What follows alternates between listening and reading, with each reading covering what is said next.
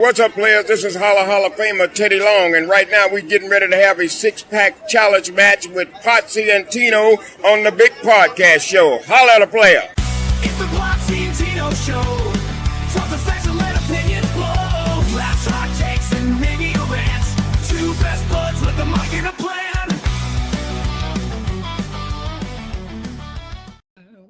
Ladies and gentlemen, boys and girls, children of all ages, the Pots and Pans Network brings you its tag team champions of the world. That's right, the Road Dogg, Tino Gray, wearing his Potsy and Tino Show hat.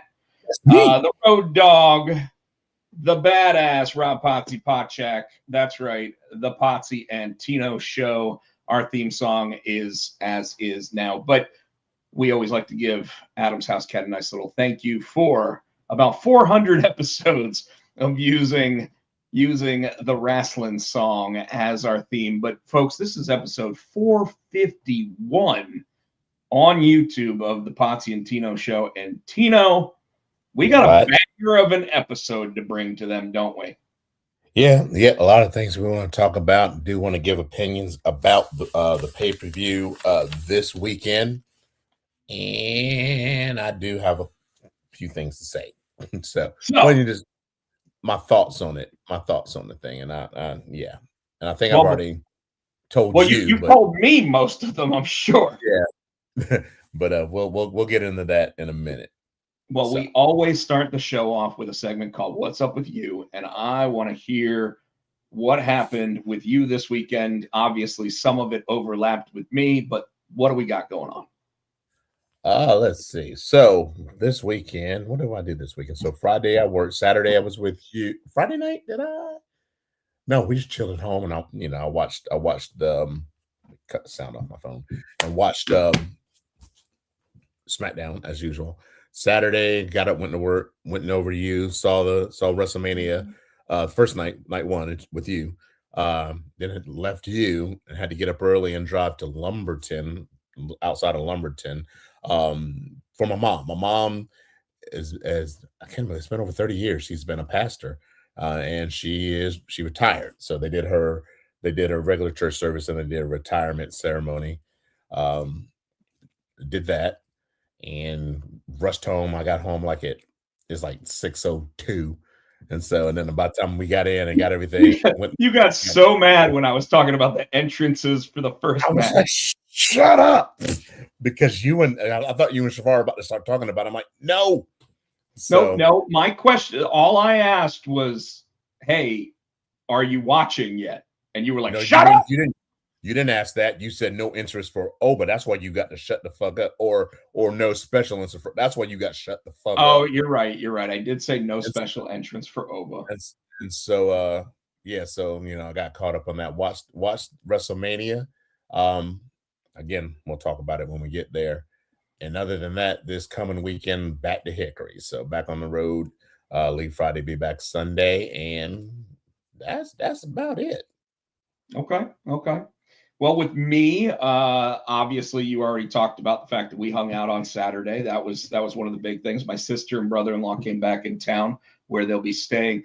They said 2 months, but they're going to be gone at least half that time, I'm pretty sure, just because they always travel.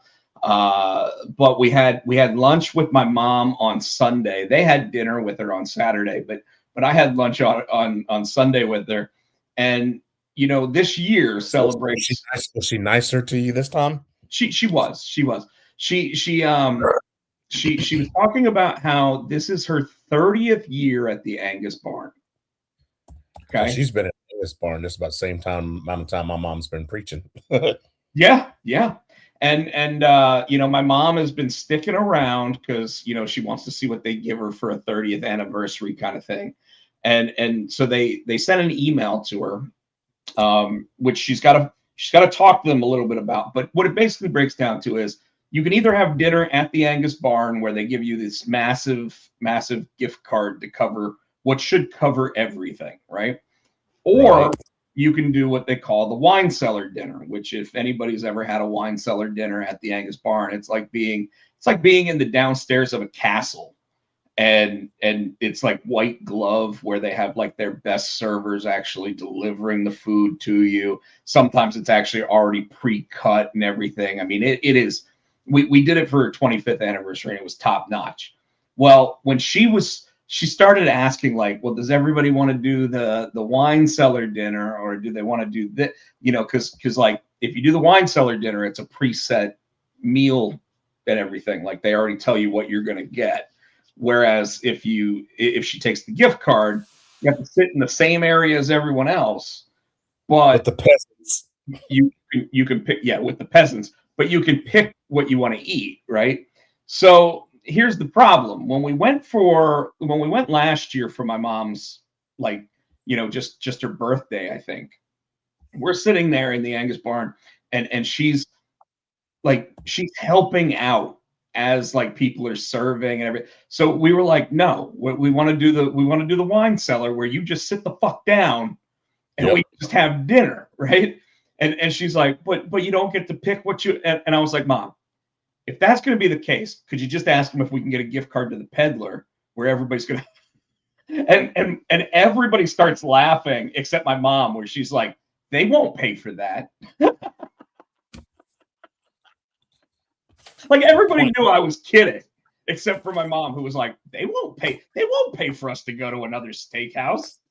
So anyways, like I think if everything goes as planned, the family is planning, because what it is she can, based on availability of the wine cellar, she can have for her and 17 people get a dinner, which is incredible. And it really is the best thing that they do when you go to the Angus barn. It's like when you get one of those specialty dinners at like Disney, you know, where it's like, oh, you're in your own room and everything, you know, one of those. So it's already close to $100 a plate. So how much is that damn cellar? You don't want to know. It's crazy. What is up, Mr. Helios? We see you in the audience. Tino, otherwise, one of the other things that I did over this past weekend, I showed you some of it. I even sent you your own personal digital copy to take a look at. I finally finished the comic book that I was writing and drawing. I finished Jugular, and I guess while I haven't announced it on social media or anything, I will be bringing a very limited amount of copies to Heroes Con and any of my appearances until I sell out of it.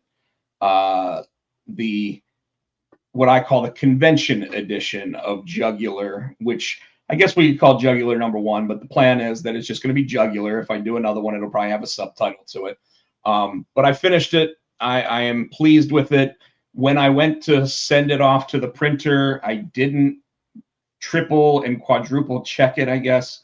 I had double checked it and I thought everything was good to go. But then when I triple and quadruple checked it, I realized on the very last page, I had an editing error, which as an editor is one of the hardest things to have to admit, but I definitely did it. And I'm very disappointed with myself. So the first edition of this book has a mistake. It drove you crazy, didn't it? Oh, I am going ballistic about it. But it, you know, it was already sent off to the printer. And I will also say this: the second edition, if I ever decide to reprint it, will also have a foreword by my cohort in comics, Eric Kent, the artist of Junior High Horrors, and also the co-creator of Stonkered with me.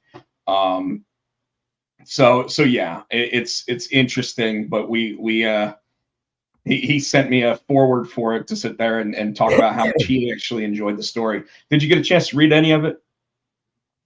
I did not because I realized I had to download Dropbox. I thought maybe I could just open it, but and they sent me. I didn't get a chance to. Okay, not a big deal. Not a big deal. Yeah, because I got it. And then I had my mom's thing, and I had WrestleMania, and then worked today. I just didn't get a chance to, but I'm Your excited. homework for next week is to have it downloaded. When you're in Hickory and you're not doing anything at the hotel room, you can read it. Bring an It's iPad, so you follow. can download it and read it on that. I'll read it on my phone. Well, I mean, you can read. I mean, your phone's big enough to where you can, but you really do have to like zoom in on phones. Whereas an iPad will Well, almost be. I'll have my MacBook for since I'm DJing, so I'll just do with that. So I'll do there it we on. go with that. All right, so that's everything that's going on with me right now. Weekly TV, movie watching. Tino, I started watching a show called Euphoria on HBO, and I asked you if you had, and I want you to tell everybody what you told me as to why you have not watched this show. I can't watch Euphoria, and it's simply for the fact because it has Zendaya, right? So I know it's because they're my daughter's age, so I can't watch a show about these young people. And I know it's a lot of sex, and a lot of nudity, and I just can't bring myself because they're my daughter's age, and I feel like a dirty old man. I just can't bring myself to do it. Now, one of the characters is played by Hunter Schafer, who is, I guess, one of the biggest, well-known named trans actresses out there, which I thought was pretty interesting because right at the very beginning of the very first episode, it's right in front of you. Hey, this person is this, and you're like, oh, okay. But you're right. Like they play high school characters, and I guess the good news is that none of them are under the age of 18 as they're portraying these sequences. But I just can't. you know, it's not like 90210 where they looked 30 playing 18-year-olds. Yeah. This one, they all actually, well, I won't even say all. There are a good portion of them that actually do look like they could be in high school portraying these characters. So it is a wild and crazy show. If you haven't watched it, it's not, and I'm saying this to everybody else, not just you, Tino, but if you haven't watched it, it is very depressing. And there aren't very many happy moments. So I don't know why it's called Euphoria, because you would think that a show called Euphoria would be about those happy moments in life, but it is about like everything except those happy moments in life. Maybe because and I've got it. I've downloaded it on the phone now. So I was looking. You're right. I am going to have to. So I'm going to have to look at it on my. Oh, you're talking about Jugular. But yes. Yeah. But yeah, Euphoria. I'm sorry, but I'm sitting in front of my bay window, and Nicole has gone out to my car, and she's out there dancing, and now she's twerking, trying to get my attention. She's out there being silly. But and all the neighbors are laughing at her now because she didn't realize everybody else could see her too. But yeah, I don't know, maybe it's euphoria because when you have sexual relations, you feel euphoric. I don't know. I mean, maybe I don't think that. Well, I don't think that while sex is a big portion of the show, I don't think that it's the main aspect of what you're supposed to be thinking about when you're watching the show. No. You know, you missed one of the things that went on in your week, by the way, Tino, when we were talking about what's up with you. You forgot about your hot water incident this week. Oh God, don't remind me. So yeah, that's right. Thanks for that. So Matthew, so we already had the dryer thing a couple of weeks ago. So they came and it ended up being, I thought the heating element was out in the dryer. It wasn't. And what was happening is when Lowe's came in, because we got it from Lowe's, and when they came in and they hooked the dryer up, you know, the little hose that goes into the wall that shoots stuff outside, it was too long. So it would kink up, and so it would get heated and it would trip that thermostat. And then the thermostat would have to reset, but while it was resetting, nothing was getting dry. So we figured that out. The dude came and he just cut the hose and it works better now. But got that taken care of. Then the next day, Matthew came home from school. And, he has PE, probably the last class of the day. So he just comes home and he takes a shower and he's like, Dad, It's such a kid thing. Is the hot water broken? Like, what do you mean is hot water broken? He said, because there's no, it won't get hot. It's just cold. I was like, fuck. Because I remember, because, it had to be the hot water heater. Because we've had leaks and hoses broken for. So I walked out, and sure enough, water in my garage all over the place. I'm like, fuck. So I had to cut the valve off, right? So I couldn't find the valve to stop the water. So I called my father-in-law. I'm like, I don't know how to stop this. He goes, is there a valve on it? And they had the turn valve, which was stuck. Then they had like the little lever. So I pushed it, and I'm like, all right, cool. It's not coming out anymore. And I went back in the kitchen. And it's coming out of the kitchen. No, I went back and I went to go hit the sink, and there was no water coming out. Right. I'm like, there's no water. I'm like, all right, so we're gonna save my father-in-law. He goes, well, do you have cold water? I'm like, because we had no water. I thought we had no water. And what I had done is that I had it still on the hot water. Turned it on to the hot side. Yeah, once I turned it, we had cold water. I'm like, all right, we got cold water.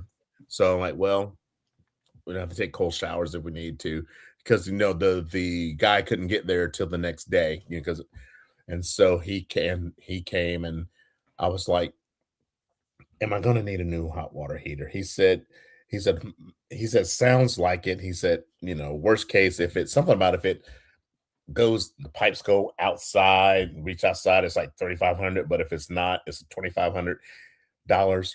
So he's like, just send me a picture. So I sent him a picture. Everything. He goes, yeah, that's the one. That's $2,500. So they said because the water was coming out, once that happens, it's because what you see on the outside is just like the shell. Everything's on the inside. He said it's just worn out. And I got to thinking about it. That hot water heater is at least, what is this, 26? It's probably about, I think we had it put in like 2011. So it probably 15 years. Yeah. But I'm like, God, $2,500 hurt. But we got hot water now, and they said it. And now I'm like, it seems like the water's hotter than it used to be, because I know getting in the shower, I knew I was used to, I got that certain spot. I knew right where I wanted. I like hot water, but I put it right where I normally had it, and it fucking melted the skin off my back. I'm like, no. When I turned it, like, no. So it was like a scene out of Saw. Yeah, so now I have to find my new sweet spot. And I still haven't found it yet. So I like get in the shower like this and kind of put your finger in there. And like, just, okay, you burn my finger. That's all. You're not burning my fucking back again. I know. I scream. My wife's like, Nicole, you okay? I'm like, hot, hot, hot. So, but yeah, it's funny. I did almost the same thing today. Although I haven't played with my, and I'm gonna hit the wood real quick. But I haven't messed with mine recently. But when I went to take a shower today, I guess I turned it up just a smidge hotter than I normally do. Because when I got in, it was like woo woo woo. Yeah. And the thing is, so in most bathrooms. And we learned this we don't do it anymore. We learned the hard way when we first got to the house, and we mess up, and now we don't. Normally if someone's in the shower, you flush the shower, the water gets colder. Yeah, ours works different. If she flushes that toilet while I'm in the shower, you're about to get burnt the fuck up. So I know if because she'll go, I'll hear it flush, she'll go, oops, and because we have I'll just turn it real quick to the side. I'm like, nope, you're not getting me. So now we're just like, it's TM down, but like if we poop when the other's in the shower, like when you get out, just flush the toilet.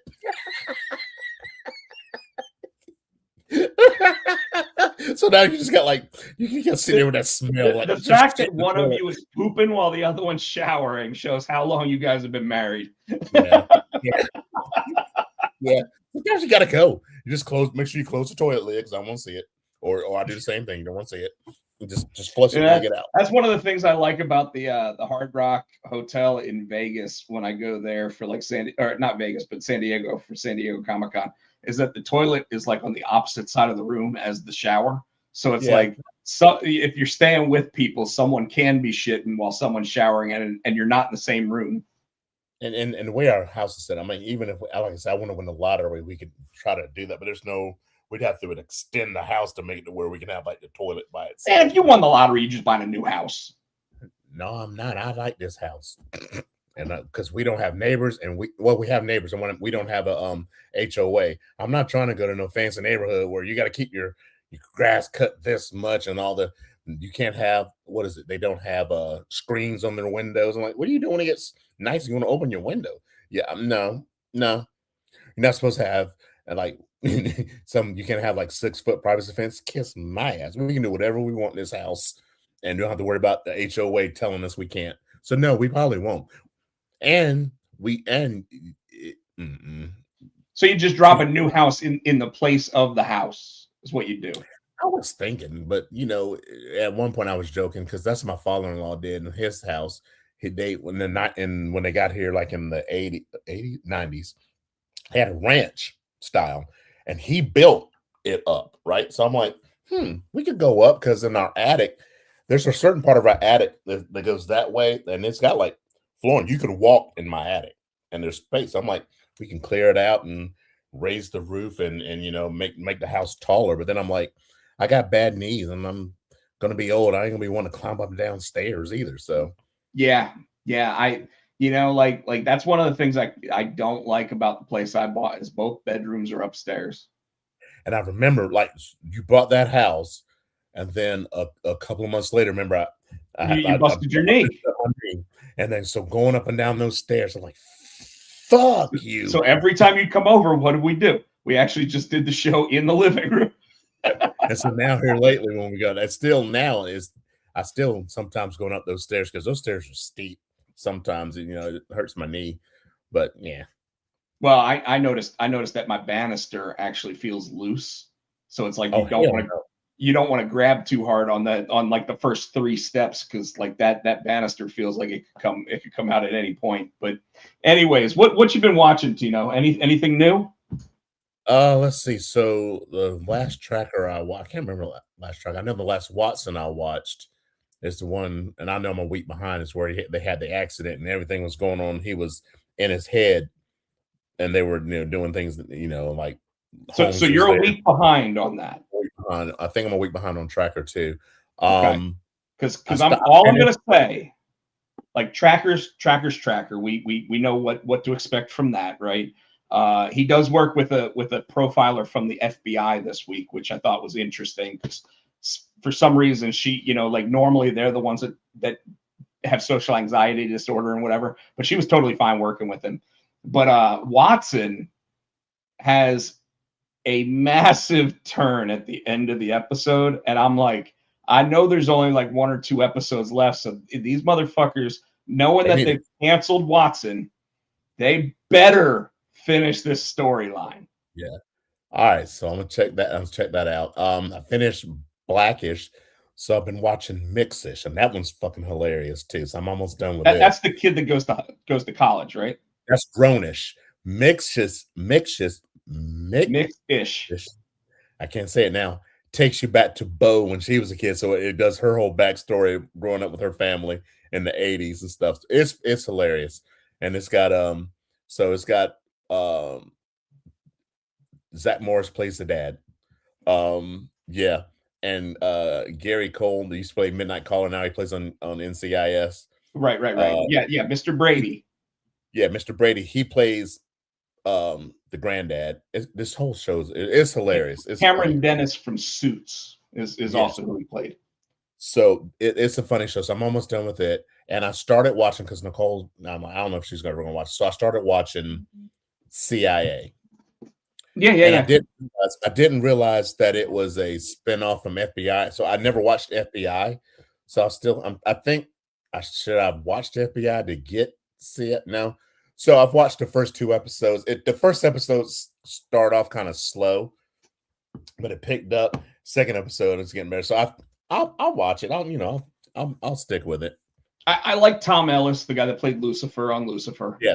And I guess what the only real way that it seems tied into FBI, because I don't watch FBI either, is that the guy that puts Bill, the FBI agent, into the CIA to work with them, he's on FBI. So he's like the Christopher Melanie character from Law and Order SVU that went off to be in organized crime, which just got canceled. even though the And I'm other. trying to, and I know I'm in the second episode. It's called CIA, but they're not CIA. It's like, Well, no. Tom Ellis's character is. but they hadn't said it yet. He's they just made him like They keep calling it the agency. yeah, and it's like he's not saying he didn't have like he didn't and it might, like I said, I'm only in episode 2 or episode 3 now. He doesn't have a badge or a gun. See, every time they did some shooting, it was the FBI guy that was shooting everything. So I figured CIA, you got a badge and a gun too. And even when he was like in the first 2 episodes, when he was leaving their little office and he stopped that place, all he got was like his phone. And it's why he didn't pick up a badge or a gun. So I'm like, so maybe later on he will. But right now I'm like, how is it CIA? He's not.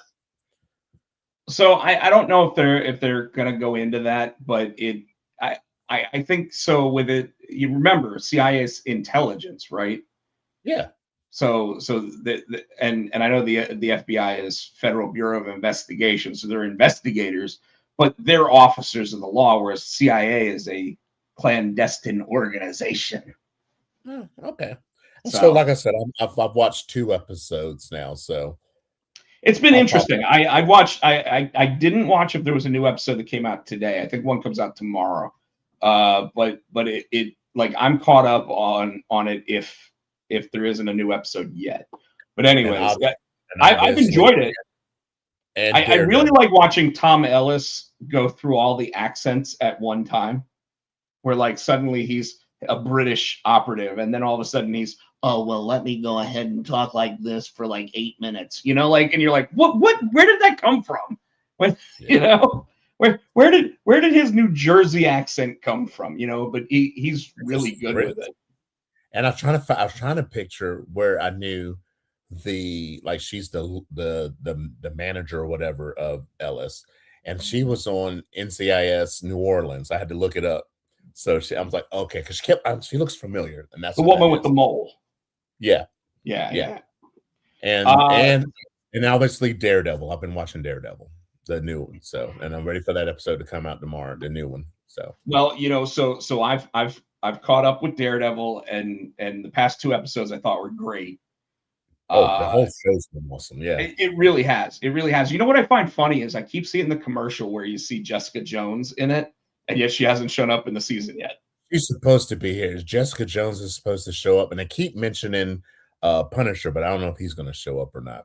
So I think that's because when the season ends of Daredevil, we're going to get that Punisher special presentation called One Last Kill. So I think they keep mentioning him, so it's like, oh, that's fresh in your mind. Let's wait until May 12th to watch that. And I don't know how I feel. Well, I do know how I like the Daredevil, the black outfit. Oh, I love it.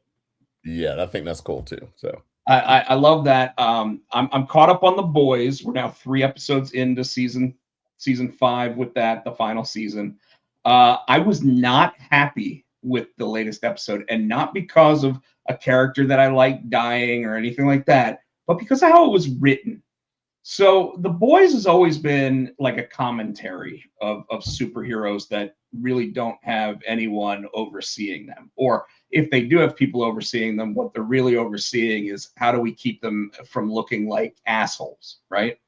Well, the most recent episode was written in a way to where like all the main characters at some point would give an analogy about what something like, let's say, this smells like this, right? Like a character goes, man, this bunker smells like ass.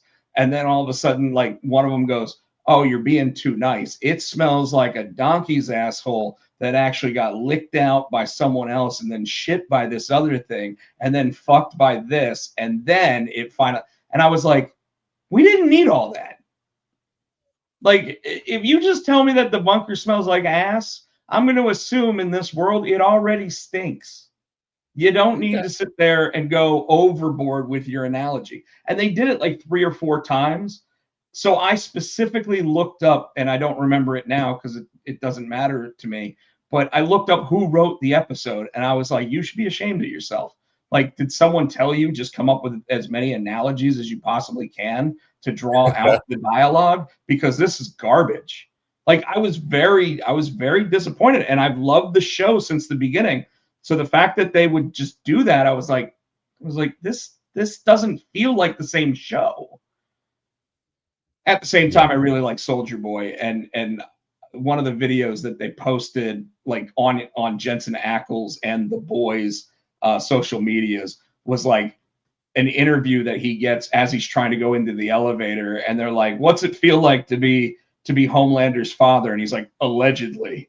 Like nobody knows. Like I'm not telling anybody. Like my dad always told me never to just say that. Yes, it's mine. He started saying shit like that, and it's like, ooh. So anyways, Tino, that's all I really got. Except one last thing on these is Scrubs. Scrubs' new season ended last week. It ended on a note where I really want them to come back for season 2 or season 11, whatever they want to call it. But it really, really made me sit there and go, if you guys don't give me another season of this, I'm going to be very disappointed in ABC and Disney. Which isn't the first time I'm going to be very upset with ABC and Disney this week, because ESPN really upset me with WrestleMania. Yeah, and we'll get into that too. We will, but before we do that, I don't have the results for Dynamite pulled up or anything, but I did think there was one thing specific we should talk about, and that's at the beginning of the episode. Darby Allin sits there and says he wants MJF by the end of the night, and MJF shows up backstage getting out of his car, and Renee Paquette goes to interview him, and he says something like, well, what do you mean he wants me tonight? He can't have me tonight. I just wrestled 3 days ago. I'm not in any shape. I got a bad back. I got this. And Renee finally goes, Max, would you shut up and listen? Which I thought was great. And then she goes, Tony Khan agrees with you that you shouldn't just be thrown into this match. So you've got until the end of the night, and this match is going to happen as the main event. So Tino, first of all, why don't you go ahead and tell everybody that you messaged me again? Did I message you again? You absolutely did. And you were like, are you watching Dynamite? You didn't say anything this week. Thank you. I wanted to make that because it was later. It was later when I met, because I figured you might be home, might be watching it. So I want to point out where I was in watching it when you said that. This was right after Tommaso Ciampa won his match and said, I don't care who wins. Darby Allin, Maxwell Jacob Friedman, I want gold. So I thought you were like, oh, Rob's going to love that Tommaso Ciampa's going after the AEW World Championship, if Tony Khan actually means that when he, allowed him to say it. Because as we know, these people on AEW just grab a microphone and say whatever the hell they want half the time, and it never comes to fruition because Tony Khan doesn't have that in his booking plans. Yeah. So I went back and looked it up. So at 11:17 p.m., I said, you watch Dynamite yet? And you go, watching now, 37 minutes in. Why? I said, just wondering. Just wondering. Yeah. Like what match should I be wondering why you want to talk about it? And I sent I was like, because I didn't want to ruin it. I was like, you obviously want to talk about something. And I said tomorrow. And then I said, my name isn't Rob, laughing face. Because that meant I didn't want to. Then you just kept going. I went to bed after, by the way, I said tomorrow, and I'm not Rob. You're still going. Well, I'll fast forward through this Kevin Knight match. Never mind. Darby meet Max? Question mark. And then I never answered you. And then you went to, I just found out the Chatham Taney about it. You went to something else like, oh, bird. Well, I went to that trading card that I showed off last week. Yeah. It's a 1 of 5 Channing Tatum autograph card. So I didn't want to. That's why I just went to bed because I didn't want to. I'm like, you'll see eventually. I didn't want to ruin it for you. So Darby Allin, there's a couple of things. So I did say, and I always told you, I told you that Darby Allin would be world champion when I've said that for the longest time. Now, they should have done it. I told you this at Saturday. I think they should have done it that At pay-per-view after what pay-per-view was that? The at after Dynasty. after he came back from the Mount Oh, Everest. we both agreed when we were watching WrestleMania on Saturday that they should have done it after he climbed to Everest. So that should have happened, and I think it was because I don't agree, and I think they gave it to him. Obviously, he's in his home state or whatever they want, but it was dumb to do it 3 days after Maxwell beat fucking Kenny Omega. You know what I mean? So you lose to Kenny Omega, and as much as I love Darby, Or you beat Kenny Omega. You beat Kenny Omega, but then you lose to Darby, right? I think it's kind of like if they would have pulled the trigger on Sami Zayn this year at WrestleMania. It's too late for in some ways, right? And we know that he's going to drop it again to MJF at the next pay-per-view, and it's just sad that I almost disagree with you, and here's why. We always complain there's no story element when it comes to AEW. And by the way, if we want any clips for TikTok or whatever, we just have to say clip that, and it should clip it. So keep that in mind.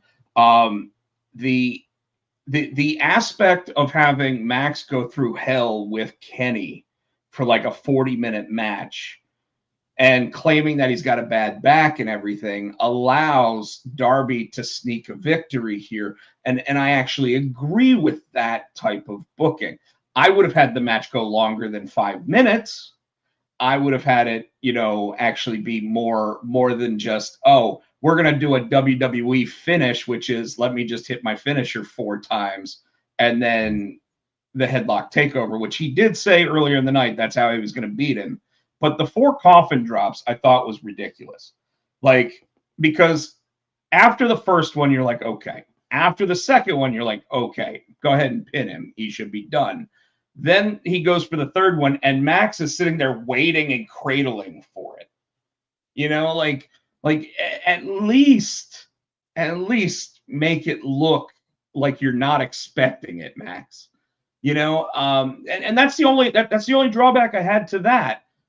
The other drawback I have to the whole match is that if you're gonna give Darby his moment, this to me felt like when Hulk Hogan was supposed to be facing off against, I think, the Giant at one of the pay-per-views in WCW, and the week before it on Nitro went up against Lex Luger, and Lex Luger in like 5 minutes put him in the torture rack and won the title, which then changed all the plans for the pay-per-view 6 days later.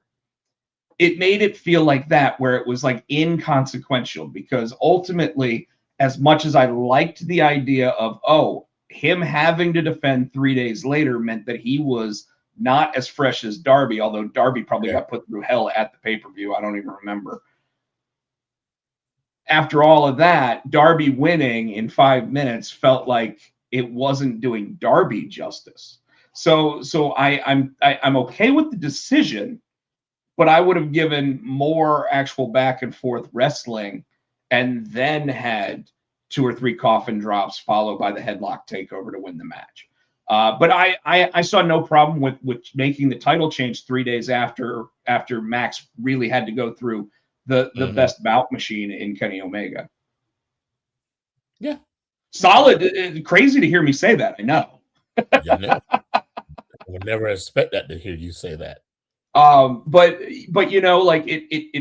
the craziest part about it, though, to me, Tino, is it felt more like WWE style booking than it did AEW style booking. Yeah. Because AEW booking would have been, we're going to put that match on first. Max is going to get out of it with like a roll up or something. And then Darby's just going to go to the back of the line and wait for 6 months before he gets another chance at the title.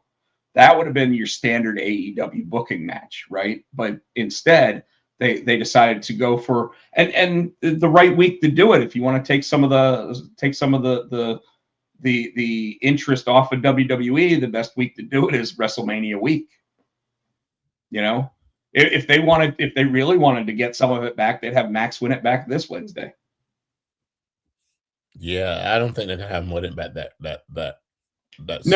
I don't think Darby's going to give him his rematch that fast. I think it's going to happen at the pay-per-view. So Yeah. So anything else from Dynamite or Collision that you wanted to talk about? Because you did mention something about like Nick Wayne or something at Collision this week. If not, it's okay. I can't remember what I want to say about Nick Wayne. So yeah, no. Well, I think it's time we take a 4-minute commercial break. But before that, let's go ahead and have one of our sponsors bring us into the commercial break with a commercial. And then when we get back from the commercial break, let's have another commercial, Tino. So let me go ahead and do my mini rant. It's not even a mini rant about WrestleMania. So the initial reaction, I was disappointed in WrestleMania this year. Now, granted, night 2 was because night 1 was trash. Night 2 was better than night 1, but between, am I lying? But between, like you were saying, all the commercial breaks and the matches, I don't think any match, maybe the CM Punk, not CM Punk, Roman match went over, but that was CM Punk. No. I'm saying over 10 minutes. CM Punk match, I don't think was over 10 minutes. That was Roman and CM Punk, though. Roman and CM Punk. Yeah, I'm sorry. I was thinking the other. So the ladder match was 15 minutes. The Demon and Dominic match was about 15 minutes. Mm-hmm. Night 1, the Cody Randy match was about 15 minutes. That's the longest and match. I want to say the Gunther Seth match was about 15 minutes. I don't think it was that long. Well, you might be right about that one, but the other ones I do know were because Roman and Punk was 34 minutes. Okay, so the 3 of those matches that you rattled off that quick were on night 2. Night 1, the matches were short as shit. And I said, why, if they're going to do that, why not put the 2 that they put on for free on the WrestleMania card to make it last long? Because you and I even said the shit was over by I left your house. It was like before 10:30, and WrestleMania. Now, in all fairness, it started at 6 p.m. on ESPN and ESPN2 and finished by 10, so it was 4 hours both nights. The problem with that was that an hour and a half of wrestling. Was that the very first night there was 83 minutes of wrestling out of a 4-hour program. 4 hours is 240 minutes, and there was 83 minutes of wrestling. And I remember if we said this, if I said it, if it was me and you and ours, or if it was me, you and Shavar, they might as well just go back to one night if they're going to pull shit like this. Well, if they do that, though, they can't force us to 6-minute commercial breaks. So that's my problem. They and I think I made a joke like, oh, they got to have the commercials more than the rock. I can't remember exactly what I said, but the gist of it was they gave a shit more about the commercials than they did about the fucking wrestling. I don't understand why. The commercialization of WrestleMania and all PLEs is absolutely my least favorite thing about current WWE product. Even when we were on Peacock, we would at least, if they weren't gonna have something there, they at least gave us a vignette of someone that was up and coming, or someone from NXT, or maybe even a preview of one of the documentaries on WWE or whatever that Peacock had. This bullshit on ESPN, clip that. This bullshit on ESPN, the thing that really bugs me about it is the fact that, like you said, we'd get a commercial, like we'd get a Snickers commercial. Then it would go to the screen that said commercial break, and it would give you 4 minutes in the top corner. And then when that got done, we'd get like a DoorDash commercial. And it's fucking bullshit. I pay $30 a month for this garbage. And I put short matches to make sure they have time for the commercial breaks. That was my quote. So folks, we started asking our friend Shavar, who was at WrestleMania Night 2. We started asking him, what do they show on the screens while we're watching the commercial break screen? He asked us, and we answered him. I said commercial break. He said what? Because he asked us, what are they showing? What are they showing you while we're here? And I said commercial breaks. But I asked him, and he said, oh, probably the same as you. We're getting like that stupid ass Snickers commercial with the Usos, and we're getting the documentary about Hulk Hogan shit. And folks, I pay $30 a month for ESPN. This is bullshit. Here's the thing. You pay the phenomenal ticket prices for WrestleMania. Astronomical. I won't even call it phenomenal. Phenomenal is a bad word for it. Okay, astronomical. You pay to fly out there. You pay for a hotel. You pay, and then you're gonna pay to eat or drink or whatever you're gonna do there, and then you get there and have fucking matches the same length, if not shorter, than you would see on Monday Night Raw or SmackDown. Fuck that. The most interesting part of all of WrestleMania was when you sat there and messaged to the group, this shit doesn't feel like WrestleMania. The only thing that made it feel like WrestleMania were the extended entrances. But did you notice that on the ESPN Night 2, when they were doing the Intercontinental ladder match, they didn't even let the first 3 guys get introductions? They literally said these 2 are in the ring, and it was like it wasn't Javon. They gave Javon an entrance, but they were like we already have Dragon Lee and this guy in the ring, and Rusev is walking around the outside. Like, that's fucking bullshit. Night 2 was still better than Night 1. Night 2 felt more like WrestleMania card, and it felt like WrestleMania than Night 1. Night 1, I don't know what the fuck that was. And you know, one of the things that keeps coming up is this. Is there issues between TKO and WWE Creative? Because you could see with the Pat McAfee stuff and everything else when it came to Night 1 that it really looked like TKO had their hands in the booking of Night 1. When you look at Night 2, it really looked like it was just Triple H and his group sitting there coming up with what was going on. And I've already heard that co-writing the very first match, which was the Ova Brock match, and the very last match, which was the Roman CM Punk match, was mainly Paul Heyman. That had Paul Heyman written all over it. Well, so let's go ahead and jump into the actual matches and what actually occurred. Very first matchup, and you have our what we were calling. So on Night 1, ESPN 2, Usos and LA Knight versus The Vision and I Show Speed. We both missed it. Go ahead. We both said it was going to be The Vision and I Show. Well, it was I Show. I Show Speed. I thought for damn sure. So, ladies and gentlemen, you saw WrestleMania. At the end, they lost. Logan Paul got in the ring because I think it was I Show took the pin. Logan Paul got pissed off, thought he was going to go in the ring. You ruined my moment. Sorry. No, that's what he said. He said you ruined my moment. And he started like bullying him. He took him to the outs. He was going to jump on him, but the LA Knight Usos came. They saved him. They did the 1D. They put him on the table. And I Show Speed.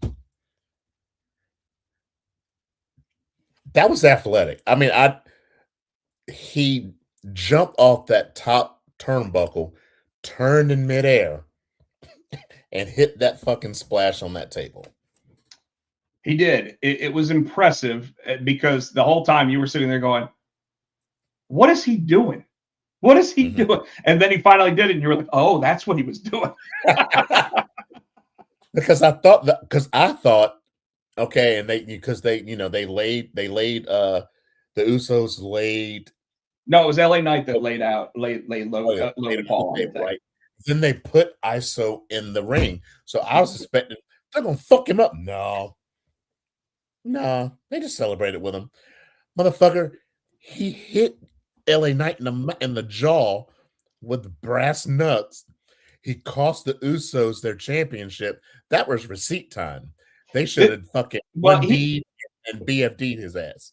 He got his receipt when he put him through the screen on his other program. You know what it felt like to me? It had the random Mike Tyson turning on DX to join Stone Cold from WrestleMania 14, where there was like that behind the scenes story that Mike Tyson and Stone Cold were really working together the whole time.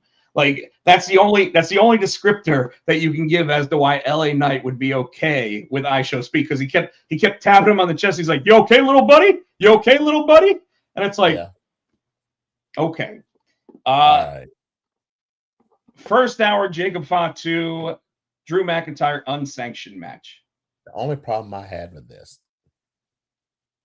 First hour, night one. I'm sorry. The only problem I had with this is unsanctioned. Anything goes. Nobody got busted open. Nobody bled in this match, but in the final match of the night that wasn't unsanctioned, we had blood. That didn't make sense to me. You know what I mean? When you and I are sitting next to each other watching the whole match, that was what I said to you. I was like, this is the kind of match where you need to have blood. I hate to say it. I don't condone all the blood and everything else of these matches, but it's like if you're going to use that stipulation had to be deeper, darker, and just evil. And another thing they missed in the writing or in the continuity or to make sense, Drew's going to be off TV making a movie. Well, we think. Let's say we think. But this is the match. If that's true, this is the match. He should have done something to put him on the shelf. Yeah, you and I said it last week while Jason was with us that this is the type of match that you go all the way up the ramp and then Drew goes off the ramp. And then everybody's like, "Oh my God, get the ambulance, get whatever," and then you take like Drew's a big ass dude. I know he's not going to want to go out on a stretcher, but if there's a match that you're going to do it because you're going to write him off TV for a while, this is where you do it. Now, granted, Backlash is only 3 weeks away, so it's possible that they decide they want to do something with Drew that they write him off that way, or maybe they don't even write him off, because if you look, Cody was only off TV for like 2 weeks when he was filming Street Fighter. Maybe he gets up and does his whole bitch baby. I quit, because how many times this bitch quit? I quit. Yeah, I quit, except at the end of the night I come back. Yeah. So I think we were both right on who we picked for this one. We said Jacob. Okay. Next matchup was the women's tag team match. We both missed this shit. We said Bailey. I think Jason got it right. But Jason said, didn't he say the Bella? He said Nia and Lash. He said Nia and Lash. So first of all, Nikki Bella couldn't actually participate, so we got a return that I don't think any of us were really expecting, except I did announce it to Tino and our buddy Shavar ahead of time. But at which I was like, no, that can't be right, because on SmackDown, Nikki said she was going to be there. Yeah, Bree's like, even if my sister's hurt, we're going to be there and we're going to show them that we can da-da-da-da-da. Rah, rah, rah. And then she came out on a set of crutches and said, I really tried to be here for you guys, even though a couple weeks ago I hated all of you. As soon as Paige came out, we knew who was going to win that match. Well, and I want to point out that Tino was not very positive about Paige coming out during that. He started saying some of the dirtiest, nastiest shit. I won't even repeat it here, folks. Tino started saying some of the dirtiest, nastiest shit, and and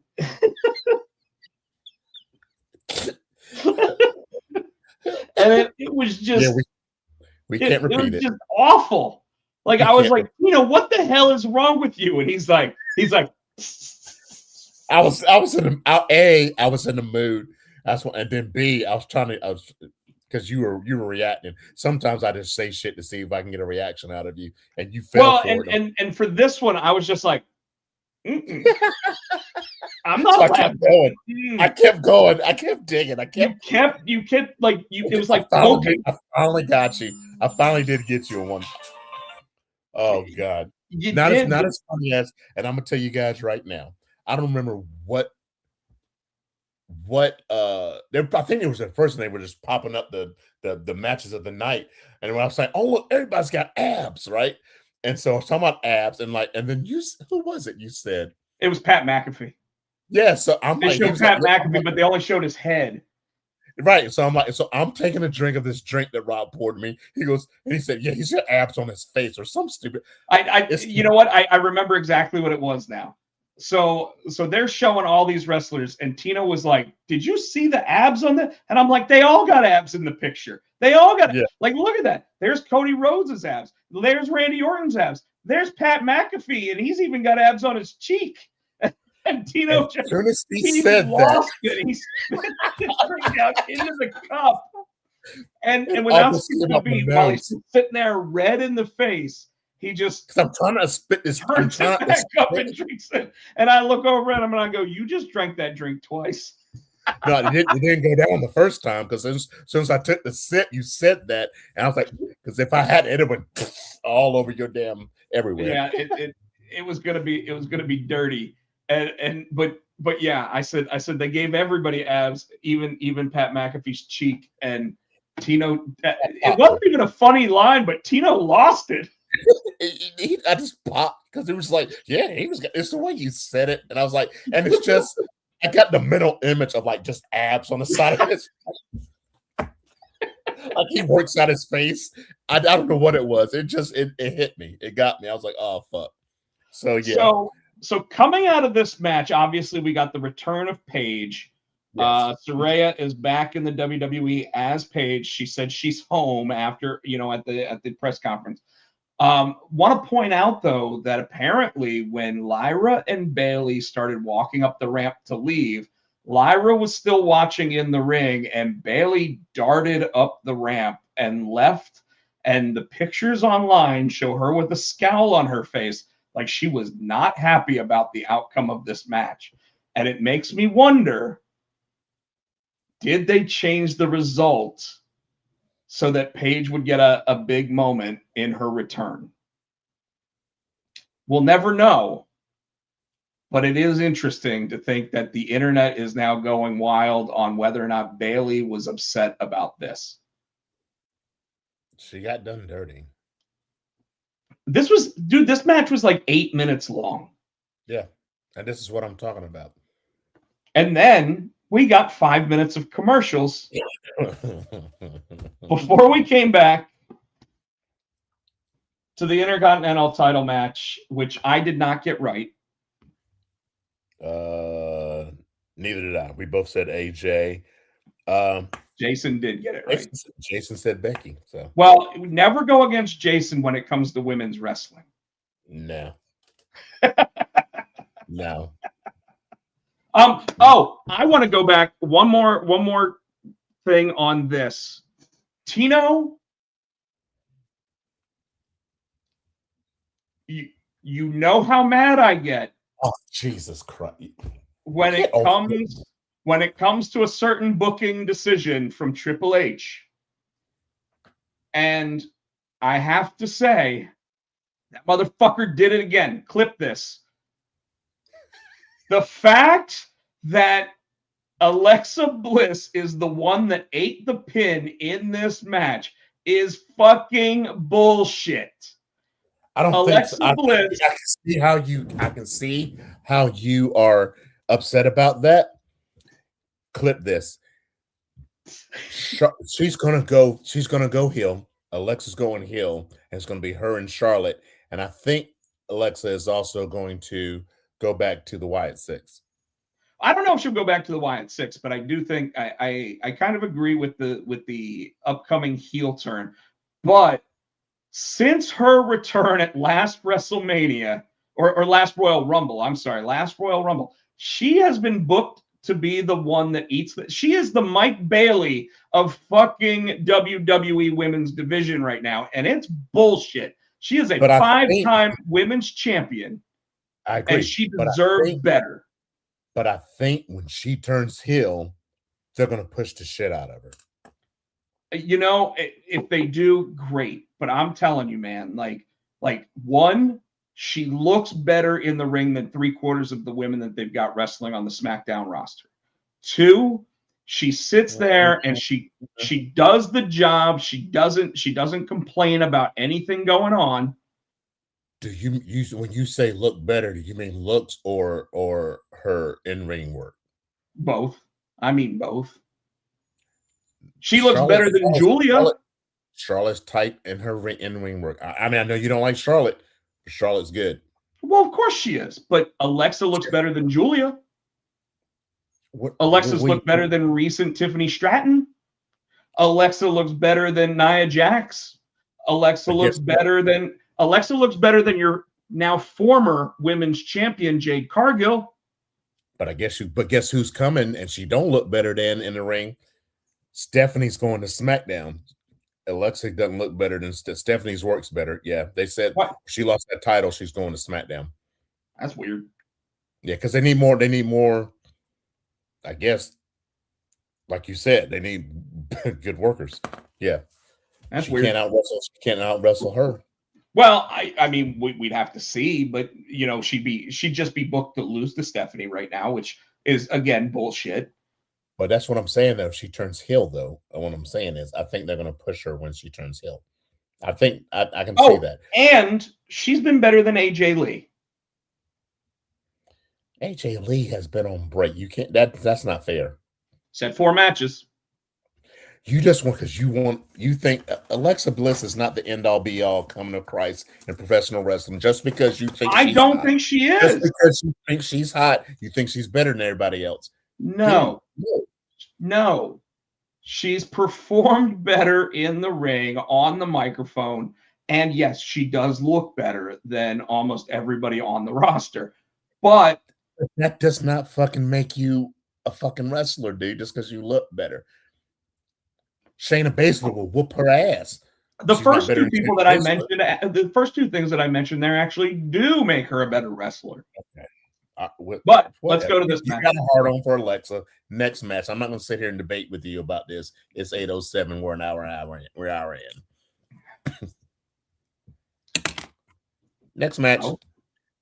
So Becky and AJ. I got this one wrong.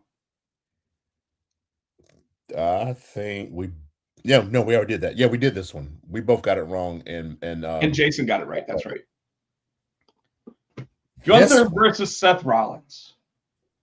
You and Jason said Gunther. I said Seth. And what did I actually say would be the catalyst as to why Gunther wins the match? I know you didn't write it down. What you and everybody else on the internet said. We knew he was coming back at WrestleMania.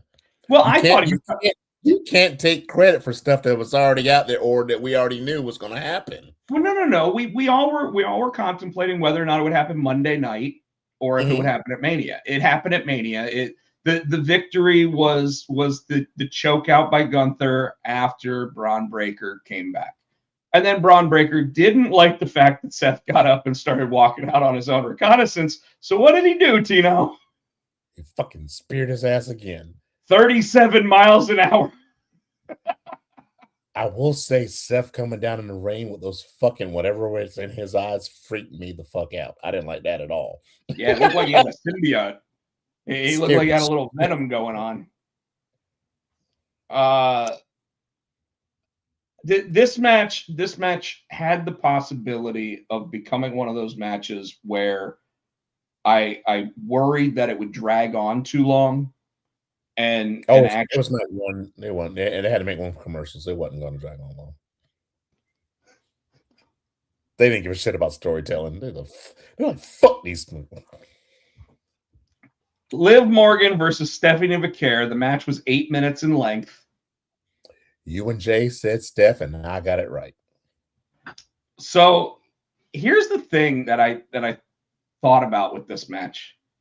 I still wonder whether or not the match was as short as it was because Liv wasn't exactly 100%. I'm not saying that the outcome would have been changed. Although Stephanie McCare walking up the ramp actually said to fans she was sorry for the outcome. I saw a couple of things on TikTok that makes sense, and I believe it happened. She was on par to win that title back before she got hurt and she got put out. So they just postponed it. You see what I'm saying? What did you think of Liv Morgan's entrance? I liked it. There are a lot of people online that said this entrance was like the worst entrance ever. And what I thought was funny was on X, Rhea Ripley, so at Rhea Ripley WWE, sat there, and when she saw that it said this is the worst entrance I've ever seen at WrestleMania, she said, "You misspelled best." I liked it. It was different. I mean, I don't know what did you think of it? It now makes she was blown up by the time she got in the ring. She was definitely blown up by the time she got to the ring. But no, so it now makes sense to me why they had the music video launch ahead of the WrestleMania entrance. Because if they had just done the WrestleMania entrance, everybody would have been like, I don't know what song this is. Mm-hmm. But now that we saw the video and it's been getting downloaded on, all the different sites. And I don't know, you never responded if you saw the TikTok and you might have seen it on the after show where she came out and she made Corey Grave do her thing, made him crawl across the floor like her in the video. I did not see that. And they played the music, so he's like crawling and he has butt and he's trying to shake his butt like she does. It's fucking hilarious. You got to check that out. But I don't know if, like you said, that could be because she still had. I think we both saw. She still had it was still a lump. She had a massive welt still on the top of her forehead. And I didn't even notice it. You said like her, and I looked and like, yeah, she still had the black eyes. They tried to cover it the best they could with makeup. So it could be, she barely made it out of concussion protocol. Yeah. Well, and I mean, Roxanne Perez made an appearance. So did Raquel Rodriguez. I thought, and we both. I don't know if you said. I thought that one of them would turn on her. Well, it might be coming. It might happen tonight. Tonight is the craziest night of after WrestleMania. So we'll see. You know who I'm hoping. Take a deep breath before you say it. Hoping her first opponent. I hope they call up, and you're gonna be surprised when I say this. I hope they call up NXT. Yes. So am I surprised? No, I'm not surprised. You know how I am about Jason. I'm like, yeah, but she grew on me too. You know how when her and it was Gigi when they first came out, I'm like, they stink. They're ugly. You know what I'm saying? You remember all that? I was like, you're pulling a page again. but JC proved herself to me. She pooped herself? Proved herself. Oh. I'll be all right. She pooped herself to me. What? To me. All right. I don't think they're going to call up Kendall Gray quite yet. No. I don't think so either. Let's take 5-minute commercials, and we'll be right back to. No, I'm kidding. Main event time for night one. Pat McAfee gets a 2-minute entrance. Oh, yeah. Randy Orton gets I think a 6-minute entrance. Cody Rhodes gets like an 8-minute entrance, which showed all of Cody Rhodes's original outfits. How long did you say Randy's was? I think it was like 6 minutes.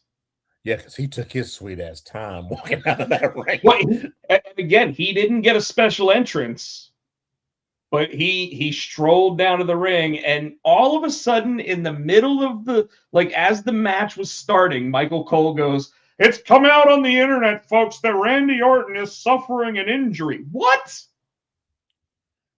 Yeah, Why would they ever say that? That was bullshit. Like, if he was suffering an injury, okay, maybe he'll be out. But to me, it kind of felt like the way this match went, being like it's 12 or 14 minutes. It wasn't a very long match at all. First of all, let's go ahead and talk about that announcer's table, Tino. Because, earlier in the night, that table got blowed up, and then they put it back together, and then it got exploded. That table said, "I'm done. Thank God this is the last match of the night. Fuck this shit. I quit." I still to this moment do not understand why they put the monitor back underneath it, because the monitor was blown out after the first time, and they just put it back. I was like, "You gotta be shitting me!" But that thing exploded. Exploded is not the word for it. You actually saw splinters and pieces of wood. Just shards. I'm like, it looked like balsa wood the second time. That thing just. And the reason, and so folks, and you've seen it, but if you didn't, they put McAfee on this table, and all of a sudden, Jelly Roll just spawned like a video game. He just spawned out of nowhere. He's like, "Where the fuck did Jelly come from?" "Where the fuck did Jelly come from?" Yeah, I forgot about that. Clip that. And then all of a sudden he's just there, and he goes like this. He's like, "I don't even know what that meant." Cody put him on the table, and Jelly got up on the other one and ran and jumped with the elbow. Now he's lost a lot of weight. He's not as heavy as he used to be, but that table still said "fuck." Yeah. They definitely had to bring another one in for the next night, because that table was not getting put back together. Like they would have had to have some like crazy glue or some shit to put that thing back together after that. So okay, the match is going on. Randy's showing off the bad back. They go back and forth. McAfee goes out on the stretcher, obviously, after the Jelly Roll thing. There's a ref bump for Little Nate. Because it's so stupid. So Cody's in front of Randy. He pokes him in the eye while he's in front of him. So Little Nate's behind him. So you're gonna RKO the dude behind you. The dude that just poked you in the eyes in front of you, dumbass. Yeah, that didn't make Randy sense. RKOs him. That didn't make sense. He gets up, and Cody goes to the top rope. Cody goes for a Cody cutter, and instead it gets turned into an RKO. And McAfee comes down to the ring with McAfee when Little Nate came down. McAfee was in the ring before he hit that No. McAfee came running down after the RKO, because McAfee got in the ring, and McAfee did the slowest count ever. And then when Cody kicked out of it and Randy just started laughing, McAfee started like yelling at him, like, "Do this, do this, do this." And Randy goes and he gets ready to do it, and he just RKOs McAfee. And then what's Cody do? Cody basically does the exact opposite of what Randy Orton did at Elimination Chamber. And he picks up Randy, hits him with the crossroads. 1, 2, 3, because Little Nate wakes up all of a sudden. And we have Cody Rhodes maintaining the championship. But just as I'm sitting there going, does this mean Randy Orton's babyface again? Tino goes, watch the TV. because all of a sudden we're looking at the TV again, and Randy Orton grabs the title belt from Cody, hits him in the forehead, and punt kicks him to where Cody needed staples, stitches, and has a blown orbital socket. He kicked the fuck out of him. I was like he didn't pull back. That was like That wasn't fucking. That was a shoot kick. That wasn't a fucking work kick. They said as of today, Cody Rhodes still can't open that left eye. But Cody Rhodes retains the championship. Randy Orton takes just as long to walk up the ramp as it took him to walk down the ramp. And night one is in the books. 83 minutes of wrestling out of a 4-hour program and 55 minutes of commercials.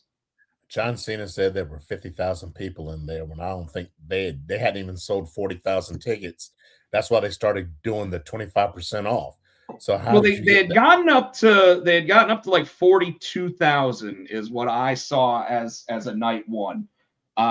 John Cena said that the attendance. Now, by the way, attendance does not mean paid tickets. It means the amount of people that went through the turnstiles. Okay.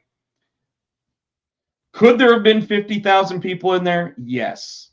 Was it still 11,000 people fewer than last year? Yes. And yet they probably doubled the amount of income. Want to point out, guess who was not on the post show? Triple H. Surprised. He's on everything else. All right. Night 2, WrestleMania, first match up, Tino. 4 minutes, 56 seconds. Brock Lesnar versus Oba Femi. It took longer for both men to get down to the ring by almost twice as long as the match actually took place. Dun, dun, dun, dun. George Kittle hammered off his ass still from the night before, doing the Oba. For a 5-minute match, did this deliver everything you wanted it to? Because it made Oba look strong. Yes, it was. We said it would have to be a squash match. Well, it wasn't a squash. Oba only got like 3 moves in, but the 3 moves were enough. Yeah, but he fucking everything that Brock threw at him. I mean, he fucking got F5 and got up. Well, that's a good point. And I want to talk about that. The F5 that Brock Lesnar delivered to Oba Femi got up to one knee almost immediately. But then it took him a while. And initially while watching this, I was like, well, that's bullshit. That dude be getting right up and whatever. And then I started thinking about it. And then I thought about it, and I was like, he's 20 years Brock's younger, so that's okay. But nobody just ever got up from an F5. Nobody. Not Bill Goldberg, who didn't sell shit his entire career. No tickets or nothing. Not Sting. Not anybody could. Well, Sting never actually faced Brock. Sting probably would have taken it and gotten right up and been like, woo! Hogan would have. Oh, Hogan definitely would have. And you know what? Hogan may have when Brock was 20 years younger. But nobody had ever taken one and gotten up that fast. So the idea that Brock Lesnar hit Oba Femi with this like 2.5 minutes into a match, and Oba got up to a knee, and then he started shaking it off, and then he just looked at him, and Brock was like, oh shit. And then Brock threw him into the corner, or went to throw him in the corner, and Oba grabbed him, choke slammed him. And then I want to point out that when Brock got up from the choke slam, it was almost like a magnet pushed him right into a power bomb. It was like, zoop, he's up there. And Brock went down for the fall from grace. 1, 2, 3. Clean. Not just clean. Like you said, it was a glorified squash. This wasn't the Rusev match from a couple weeks ago where I said I'd like to see a half and half, and then I went, now that I saw the half and half, I don't want to see that as a half and half. This was Brock did everything he could to try to get the advantage and never was able to. And now, and you've probably heard it too, it's now being said that Brock Lesnar leaving his gloves and his boots in the ring was unscripted. Yeah. Which means And then I Brock saw Lesnar some- might have just sat there and said, fuck Gunther.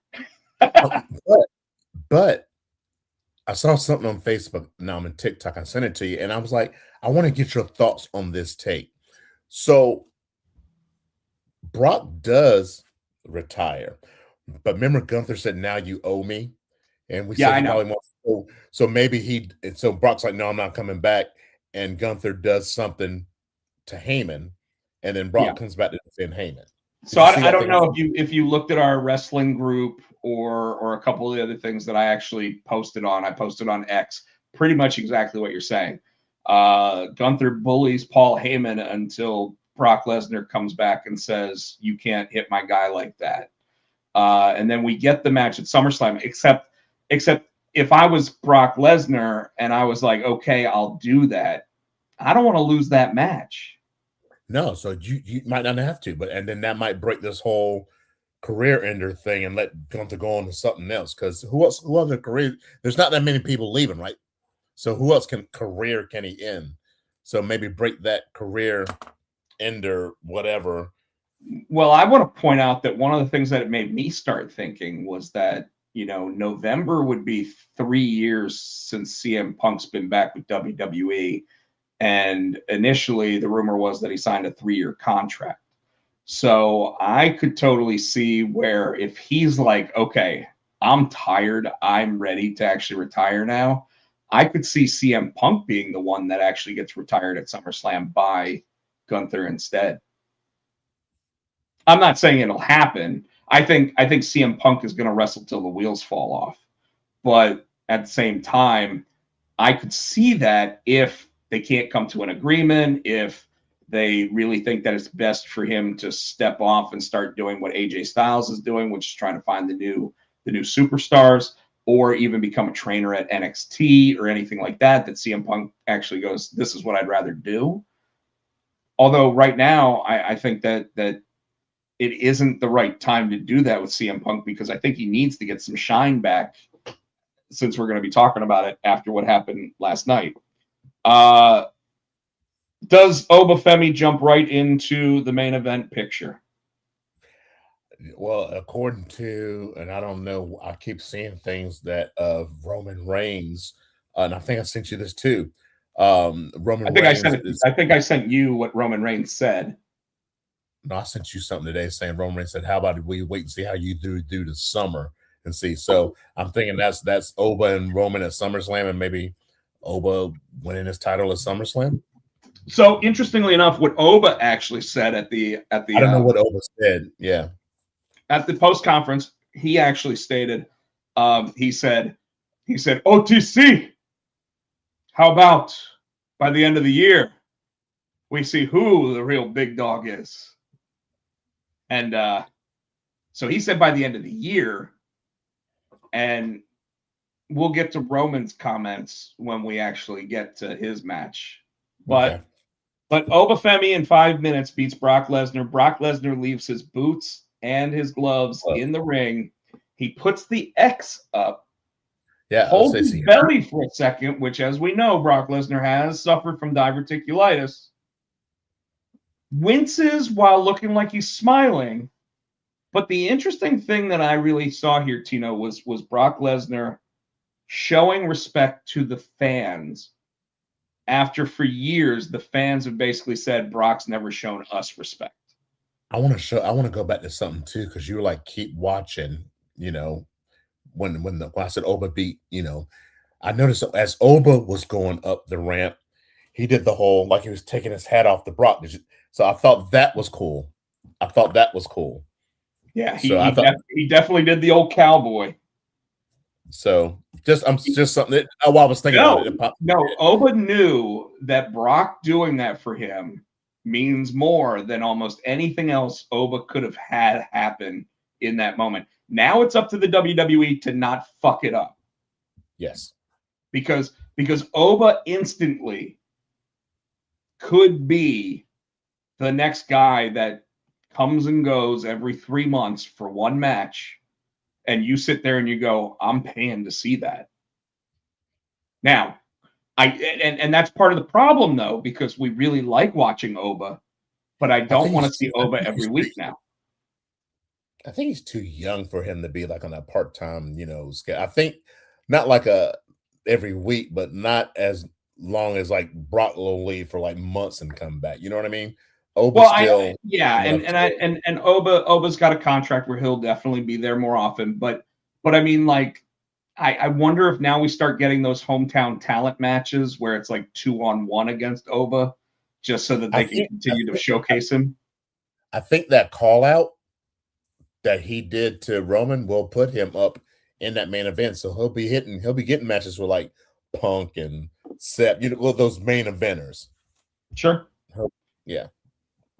Next up on ESPN, the Intercontinental title ladder match. Now, one of the things I saw that I thought was really funny was somebody online sat there and said, if I'm going to be in a match, a multi-man match with people, I'm going to ask them what color they're wearing so we don't all wear the same color.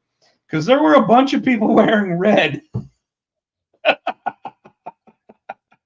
And by the way, we all got this wrong. Jason and I said Javon, and you said Rey Mysterio. Yep, and Penta retained. Although Jason was the closest because he said I could see Penta retaining, and then he went with Javon. Yeah. If there's one thing WWE knows how to do, it's a frantic, fast-paced ladder match where everybody looks like they go home without serious injury. And this is one of the matches I enjoyed on night one. I did enjoy this ladder match. Yeah, Rusev looked like the Brute. He also took some of the biggest bumps. The Canadian or the Mexican Destroyer onto the other ladder was sickening. Oh my God. That and the West Coast pop, because when Ray landed that, he went face first under that ladder and then was right back in the ring. I'm like, oh my God. Yeah, we got to see a 50-year-old Rey Mysterio looking like he was 30 years old all over again. And he knew it's and let's be real, it might be Rey Mysterio's final WrestleMania, right? So we got to see what Rey can do. And if anybody, Javon Evans actually definitely showed out here. Being the bouncy boy that he is from North Carolina, good for him. So Penta goes over. All right. Next up, after 7 minutes of commercials, we get like a 6-minute match. And once again, me and Jason got it. You didn't. This is probably the worst I've done when it comes to calling a show in a long time. And I don't know if it's because like the commercial breaks just threw off my guessing game or what, but that has nothing to do with your damn guessing game. So the best TikTok video I saw today was a guy sitting there saying, I used Trick Williams' entrance to clean up a spill, and it showed him pulling on a thing of paper towels for like 12 paper towels. Yeah, because what the hell was that jacket, dude? It just kept going. It's like it got stuck in the escalator, and he just kept walking, and it just kept growing. It was cool, but I'm like, damn, what the fuck is that? You know what? It was like Airheads when you sit there and you're chewing on an Airhead, and you just keep pulling at it, and it just keeps going. Sammy got booed. Of course, Sammy got booed. Sammy's been getting booed for the last month. Ever since Sammy beat Carmelo Hayes. So my question is, so when that his entrance that whoa, let's go. So are they piping in the crowd? Because they still said let's go, and then they start booing the shit out of them. We still love Sammy's entrance music. Like everybody loves ska. Yes. I was like wondering. I'm like, okay.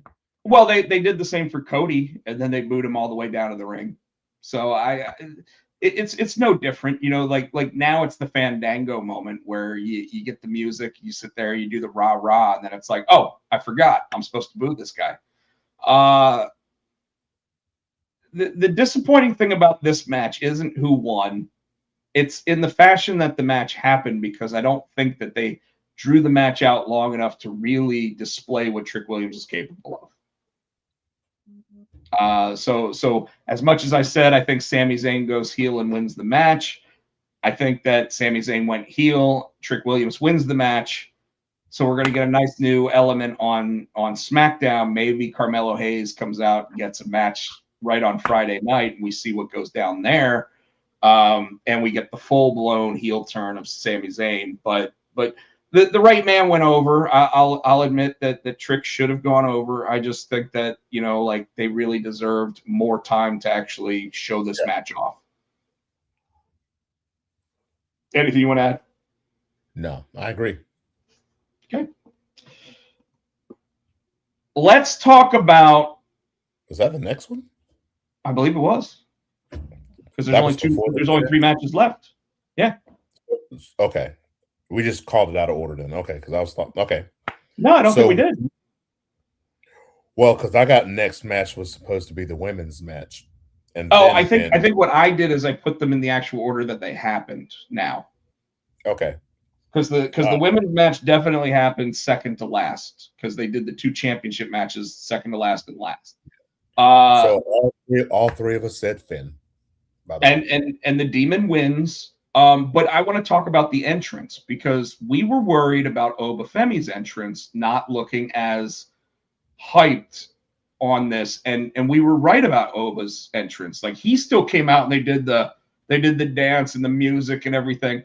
But I guess they didn't do the drums because they did the drums with Roman, because it would have been cool to have someone doing the drums for him. But when it came to the Demon's entrance, that inner hallway that they did really did close off the lighting and everything else. But the best part about Finn's entrance, I like that, was when he did the pull out, and then all of a sudden, like, the streamers came out and they hit like the first 500 people in the seats, and it was amazing. Yes. Like, if there is a way that you're going to make, like, red light or whatever come out and hit, like, they figured out a way to do it without lights. And it was amazing. Like, if they would have done that in green for Oba, I'd have been okay with that too. I didn't really. Dom's entrance, I'm like, yeah, I wasn't impressed with that one. I just wasn't. Like, he's on a big ass cardboard or made of wood. Well, and you saw my message. I was like, why does it look like Dom's on a cardboard throne? Yeah. I was like, no. I even accidentally sent that message to someone not watching WrestleMania. And so, and the heart thing in the beginning, when he's kind of crawled down and kind of hit the heart, and the music started, that was kind of cool. Yeah, they nailed the Demon's entrance, and it makes me wonder a little bit, Tino. Do you think it's possible that they specifically gave one person the special entrance to make it even more special than it was for the other person's entrance? Like, let's give Dom a regular entrance here, because he's got plenty of years where he's going to get the cool Latino heat entrance or whatever. Yeah. So 2 things: the Demon, I mean, he's still got a special entrance. Yeah. The Demon hadn't been seen in years, A, and B, if they play it right, it's not going to be an everyday, so they want to make it feel special. I thought it was cool the way he had the Demon written on his back. I'm like, oh, dude. Yeah, but I was waiting for Dude Wipes or whatever to be on his chest. No. So this match was pretty much all Finn Balor. It wasn't. There were definitely moments where Dom got some offense in, but what sold it? 95% of this match was what sold the match, though, was how scared of the Demon Dom was. Like, him when the Demon's coming into the ring and he had those spikes on his damn head, and then he had the little thing with his head with the spikes on it, the little. Which, if you noticed during the entrance, the way that they did that was you didn't even know he was going to have that staff, and then all of a sudden the staff shows up and he grabs it, and you're like, whoa, like it was almost like a horror movie element, But when he got in the ring and Dom is sitting there like outside the ring, like curled in, like where's my dad, like. The coup de grace wins the match through the table. I always worry that match is going to end up in a broken ankle. But Finn Balor rolled through it, pinned him 1, 2, 3. The makeup actually stayed on. He had it on his tongue, It was amazing. which was wild. I know that we don't want to see the Demon every week, but man, I want to see him more often than once every 6 years. Yeah. And he'll probably come out for special. That's what they're doing for a while in NXT. He would come out for specialty. What would be after Finn Balor himself couldn't beat the opponent? But that Demon would always be on his back. You'd see a giant eyeball, like a Capcom video game character or something, just nasty shit. So right person went over. I feel bad for Dom because Dom has been an MVP of WWE for so long that finally he'll have plenty more WrestleMania moments. I mean, he's hot right now. He'll have his. Really cool to have him come out with the championship from AAA as well. So all right, 5 minutes of commercials, then we get the women's championship match: Jade Cargill versus Rhea Ripley. Before we talk about this match, Tino. Okay, and I was going to say you and Jason got it. I got it wrong because I was thinking that Bianca was going to come down and something. You know what I was actually just getting ready to bring up? When John Cena announced the attendance for night one. They announced it as 50,816 or something, and then you hear Bianca's music come up.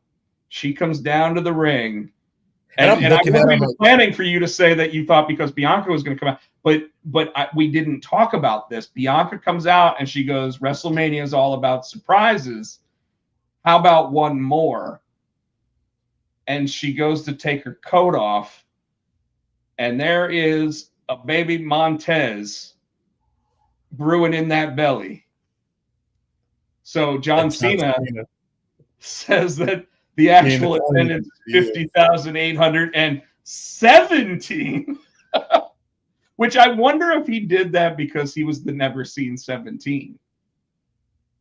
No, I think it's just being stupid because there's one more person in her belly. So, but the reason why I said that is because obviously after this match, we talked about how much time was still before 10 o'clock. So this match goes on. I want to say this match was 9 minutes. I don't know the exact times on these. So if anybody wants to try to find that out, they're more than welcome to tell us. But Jade Cargill versus Rhea Ripley. Meechin and what's her face come out. B-Fab come out. Jade Cargill breaks out a move that has never been kicked out of anywhere else when she brought out the one-winged angel. But Rhea Ripley kicks out. They call it the Jade something. They didn't call it that, but I think they called it the Jade Driller. No, they didn't. They should. No, they should. But it was the one-winged angel, and Rhea Ripley kicks out of it. So if it's meant to be Jade Cargill's future finisher, it's already 0 for 1. But then Jade hits Jaded, or she goes for Jaded, and Rhea Ripley slides underneath and holds onto the arm and performs a riptide in a very smooth transition, which I was impressed with. I want to go ahead and give Jade Cargill some credit here because this match didn't look as back and forth as you might think. It looked like Jade had the upper hand for most of the match, and it looked like they were both doing pretty well with it. In terms of Jade's matches in WWE, I want to say it probably was her best. Yes. Excuse me. At the same time, she lost. So is the Jade Cargill experiment at the top of the card over? Nah, just for now. I think she'll have another championship run. I think she still does need a little, still a little green. I think she needs a little more polish before she has another run at it. But I don't think that's her last. I don't think that's her last title run. I do think that it's obvious at this point that she should have spent time in NXT. NXT would have gotten her ready for the main show. Unfortunately, I think that what it shows is there are people that sit there and go, I'm already good enough, and you have to let them fail. And I think that they sat there, they agreed to terms with her, they're letting her fail on her own so that she makes the decision, I need to get better. We'll see. So then this was at like what, 8:35? 15. I remember it. Oh, that's right. 8:15, because the next match didn't start until 8:45, I believe is what you said. So 8:15 is when this match ends. They go to their commercial break. They come out. 8:15 was the last match, and then the other one started at 8:55, so a whole 40 minutes. But they brought out, and interestingly enough, night 2, they did not bring out the Hall of Famers. They always prance them onto the stage both nights. They did not do that this year. They only brought them out night 1. They didn't bring them out night 2. So they really, and I had started writing a text message, oh, we still have to bring out the Hall of Famers. And then they didn't. And they brought out John Cena to announce the attendance for night 2. And while they brought out John Cena for the attendance for night 2,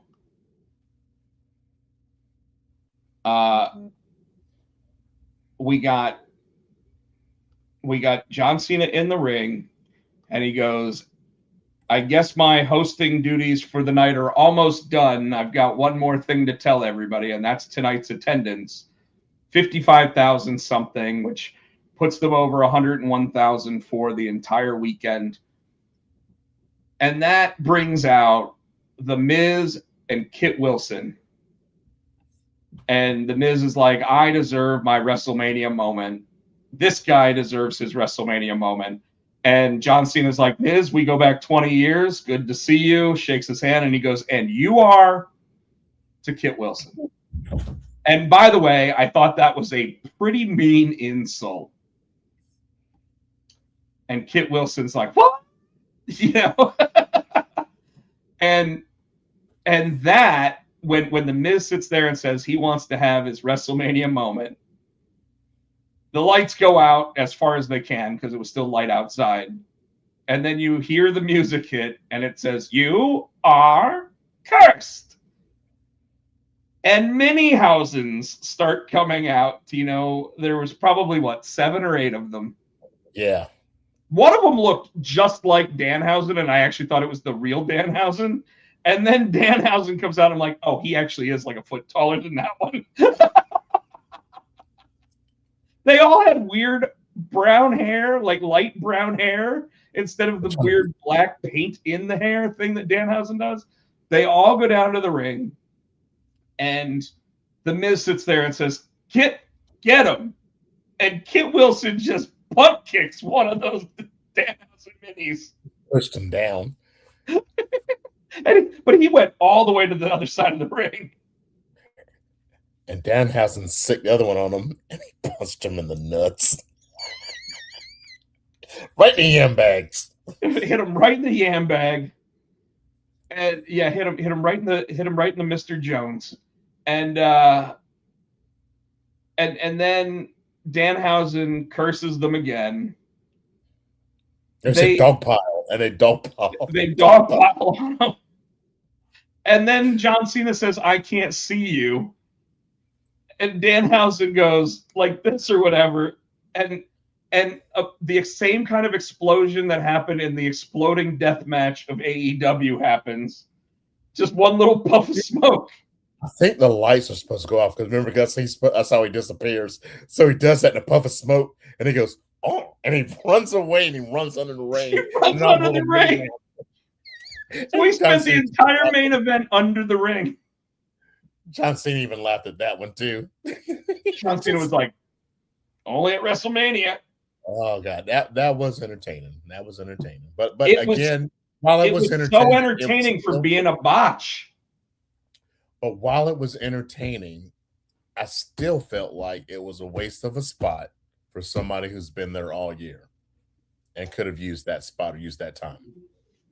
It's tough to say whether or not it's a spot that anyone else deserved more because Danhausen's pushing more merchandise than everybody else. Yeah. But you're right, because he's only had one match in WWE. And like between the commercial breaks and the short matches, they could have put an Io Sky on WrestleMania and had a match. You know what I'm saying? It might have been a short match, but that's time they could have used. Oh, dude, if they just got rid of those stupid commercial breaks with all of the advertising that is on that ring or around the ring or whatever, I mean, just put a little advertisement in the corner going. I don't give a fuck. Like, I do not need 6 minutes of commercials between every match on a PLE. Or was it like the Royal Rumble where they had like the different matches were sponsored by and they had it like, remember they would every single match at this WrestleMania had a different sponsor. Yeah, but they could have done that instead of doing the commercials. You know what I'm saying? For the ads. I mean, they need to figure out something because fans are going to stop watching entirely. Our main event, Tino, let's talk about the entrances. So, hold on. So, Jason and I were wrong. We said Punk, you said Raymond. Now, that the Punk, both these, they got cool entrances. So, well, Roman came out first. Huh? Roman came out first. The lady was singing and the dude was on the piano, and that was cool. And yeah, and the drums, that was awesome. And he came out, and then it switched to his music. Out to the OTC music, so the old Tribal Chief, his original music, which was cool too. He did, and when that happened, when that music started, that's when the video packages showed up, and it was all the different tribal chiefs. If you notice, so it was Yokozuna, it was Sika, it was Appa, it was Umaga. So it was all the people that at some point wore that red Ulafala, which, by the way, the one that Roman left with last night, I think, is owed back to the person in the audience. Just saying. But Roman Reigns comes out to that, and then CM Punk, they start with LFI, which the music that they played for him at the very beginning of his entrance. His Ring of Honor music, wasn't it? It's his indie show music that, yes, he did use during his Ring of Honor days, and it's only the second time in the last 6 years that we've heard that, because he did use it, I think, against Maxwell Jacob Friedman in AEW as well, which when he was sitting on top of the Allegiant Stadium, which he was on the roof of the building, they made sure they got the Allegiant Stadium logo with the drone. Then they came in on him. That outfit was meant to look like what he wore in his Ring of Honor days. So that also was pretty impressive. And then he came out, and there was nothing. He went down. He did the whole gladiator thing. Yelled, and then the crowd took over. It's clobbering time again. Crowd really wasn't. The crowd was divided here. Like they weren't booing him. They weren't booing the OTC. They were okay with both men. And Punk came down. They went back to his cult of personality. He was singing it the entire way down. My question that I started wondering here, because as soon as I saw that big entrance, I was like, Roman Reigns is winning. As soon as I saw the even bigger entrance than Roman's entrance, I was like, Roman Reigns is winning. And it made me think, if we looked back at previous WrestleManias where they do these masterful major entrances, is it normally the guy that gets the bigger entrance that loses? And we'll have to do a deep dive into it at some point. I don't know, but the match was 34 minutes. It's a good match. It really was. Ow, son of a bitch! I feel like I just got bit by something. It really was.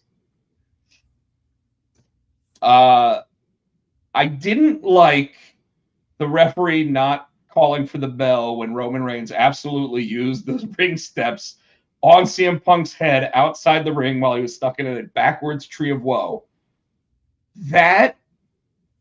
But because the announcers kept saying, "Oh, they're giving them leeway." They're giving discretion. Yeah, but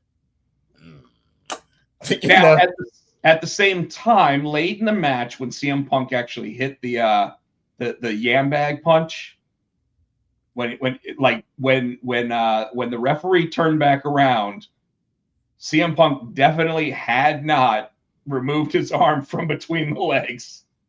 No. So I guess if you're going to allow one, you can allow the other. But CM Punk did have champion's advantage. So if the match had ended on a disqualification there, he still would have been champion, and that would have been okay. That's my only gripe with the matches. I know that they kept saying, "Oh, championship match. They're gonna give leeway and they're gonna do this. But at the same time, I was like, that was blatant. Mm-hmm.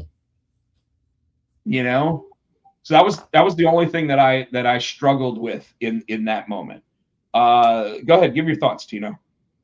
Like I said, I thought it was a hell of a match. They took their time and told the story. They sold when they needed to sell, and they even sold just I'm exhausted, I'm tired. And that one part where they're both just like this, and CM Punk gets up and he hits Roman, and Roman hits him back. Then then they get up and just like they were out, and then all of a sudden they've got that second win and they're going at each other again. I thought the timing was awesome on it. I thought the storytelling was fantastic on it. I love this match. I really liked the end too. I liked how CM Punk caught him with the go to sleep. Roman went into the ropes, came back, landed on his shoulders, and everybody in that moment is gasping because they're like, "We've seen this finish before," and then we hadn't because CM Punk ran out of gas.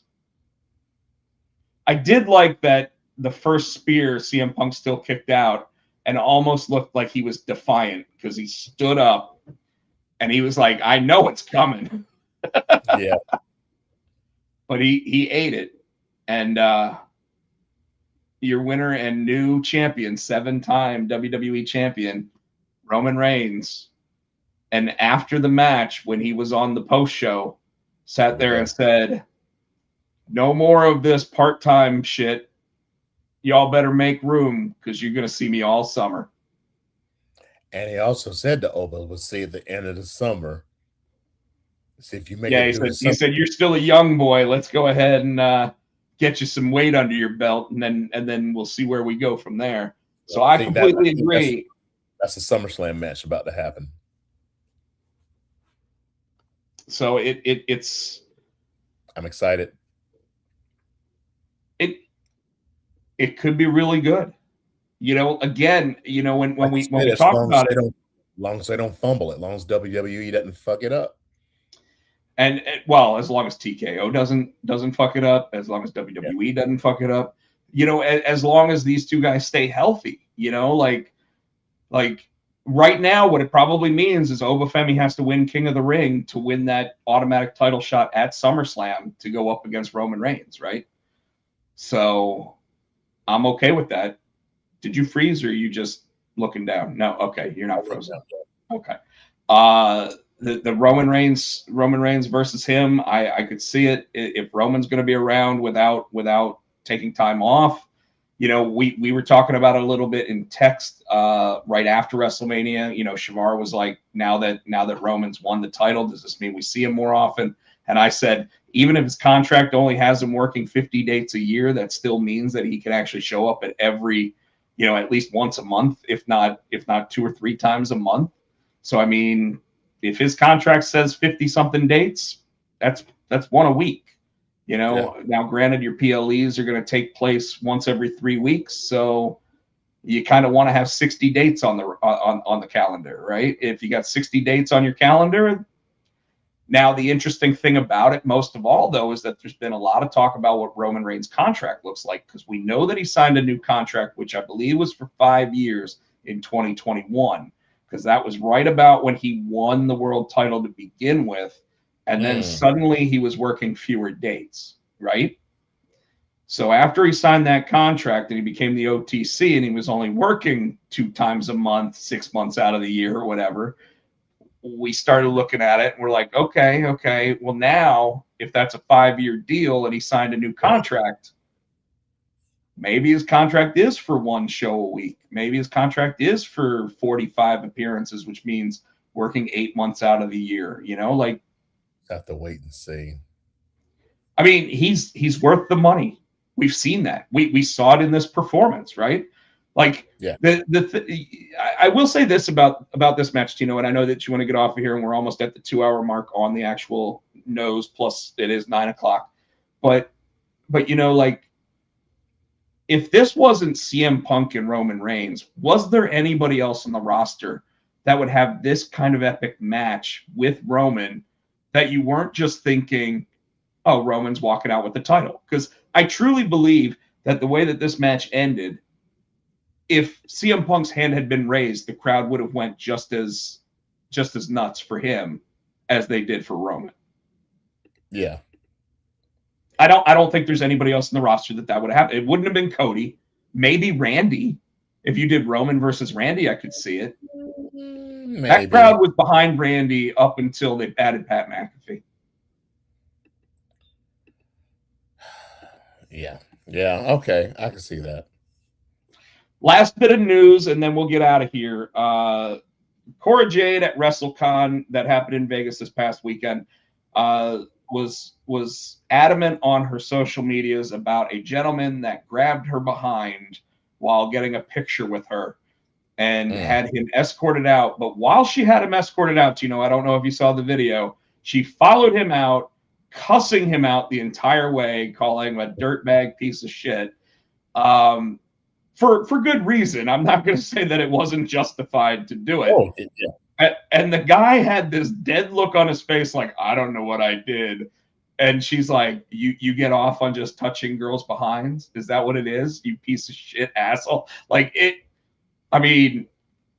wow. And it was all on camera that she was sitting here yelling this at him as the guy was escorted out. Now she's calling for this guy to be banned from all future wrestling events. What do you think of that? Wow. Yeah, just you can't do that. You need to keep your hands to yourself. I totally agree.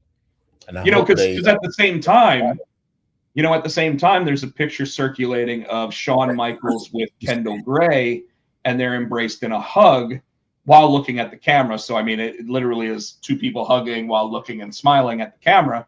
And there was a Sarah Stock, who used to work for WWE as a trainer at NXT, came out and said that that's inappropriate behavior by someone in his position with the company. And my only question to that is because the picture has no context to it. Obviously, it's not the same context as the Cora Jade situation, but we don't know who initiated the hug, right? Now, if Shawn Michaels said, "Come here, give me a hug," and then she just obliged, it's still not the same as what happened with Cora Jade. Like most of those people who go up to you, or you go up to them at one of these conventions and you go, "Hey, can I get a picture?" You normally put your arm around them. You normally, you might ask, "Can I get a hug?" They might say no. They might say yes, whatever. I know that when Jason asked Mickie James for a hug, she said sure, but it's obviously because none of that looked creepy. Yeah. In this situation, the picture with Shawn Michaels and Kendall Gray, to me, didn't look like it was out of context. It just looked like two people, like she was extremely excited about her opportunity, and Shawn Michaels was the recipient of the hug. Some people just want to make things Worse. bigger than they need to be. You know what I mean? It's just bigger than it needs to be. That wasn't a big deal, really. I could see if he was groping her and he trying to put his tongue in her mouth. You know what I'm saying? Again, we That's don't not. know context. We assume Yeah. this was a mutual hug from those two. When it comes to Cora Jade, obviously she did not give the guy permission to grab her behind. Yes. As Yes. you know, I'm not even going to make a joke about her behind or anything at this point. She's a very attractive woman, but always ask for permission. This is not one of those moments where you ask for forgiveness, not permission. No. At all. Yeah. It's not meant to be a joke. This is not one of those situations where you ask for forgiveness, not permission. No.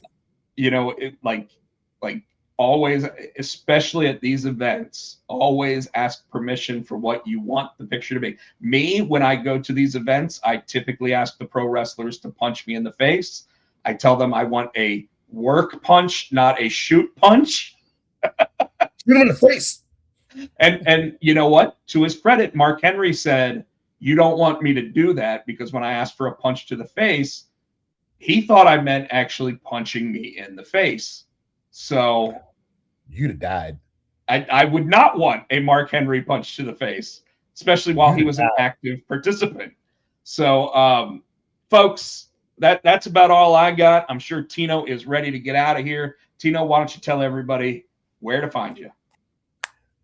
You can catch me on the Twitter. No, I'm not on Twitter. I lied. You can catch me in the Blue Sky. You can catch me on the Insta, SETino. You can catch me on the TikTok, Tino Our Great Music. We're also Potsy. Apparently, the Potsy and Tino show TikTok. You can go on there and we've got clips from the show now, which is cool. You can catch us on Twitter with Potsy and Tino, Facebook Potsy and Tino Show. We're here each and every Monday, around 7.